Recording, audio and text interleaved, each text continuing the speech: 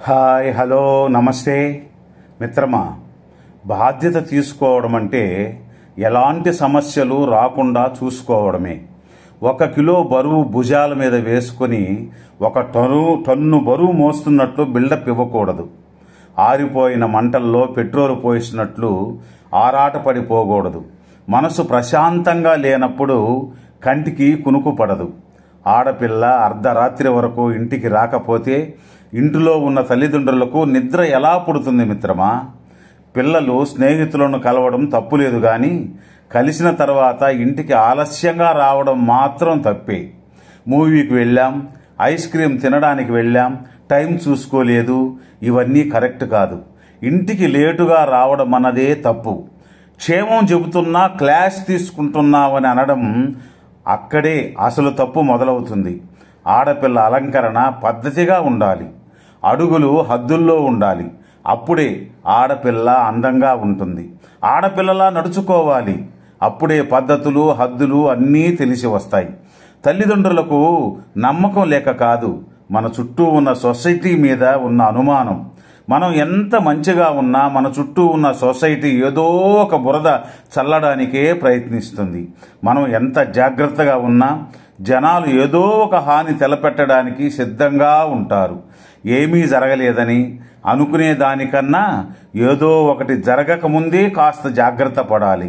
స్నేహితులతో ఉండడం తప్పులేదు, పార్టీలకు వెళ్ళడము తప్పులేదు. కానీ ఎక్కడికి వెళ్ళినా ఏమి చేసినా మనకంటూ కొన్ని బౌండరీస్ ఉన్నాయి. ఆ బౌండరీస్ని మర్చిపోకూడదు. అన్నీ నాకు తెలుసు, నేను చిన్నపిల్లను కాదని, ఎక్కడ ఎలా నడుచుకోవాలో, ఎప్పుడు ఎలా బిహేవ్ చేయాలో అని అనుకోకూడదు. వయసులో ఉన్న ఆడపిల్లలకి తెలుసుకోవడం కన్నా తెలుసు అని అనుకోవడమే ఎక్కువగా ఉంటుంది. అన్నీ తెలుసునే అహంకారంతో ఉంటారు, కానీ నేర్చుకోవాలనే ఆరాటంతో ఉండరు. అందుకే తల్లిదండ్రులు అప్పుడప్పుడు హద్దుల్లో పెట్టాల్సి వస్తుంది, తప్పొప్పులో నేర్పాల్సి వస్తుంది. నాలో ఏ మార్పు రాలేదని, ఎప్పటిలాగే ఉన్నానే అనుకుంటారు. కానీ చూసేవారికి మాత్రం ఏదో మార్పు వచ్చినట్లు ఆ తేడా స్పష్టంగా కనిపిస్తుంది. ఆ తేడా అనేది ఏమీ కాకపోతే పర్వాలేదు. అబద్ధం చాలా రోజులు దాచి ఉంచినా ఏదో ఒక రోజు బయటపడుతుంది. తల్లిదండ్రుల దగ్గర దయచేసి నిజాలు దాచకండి.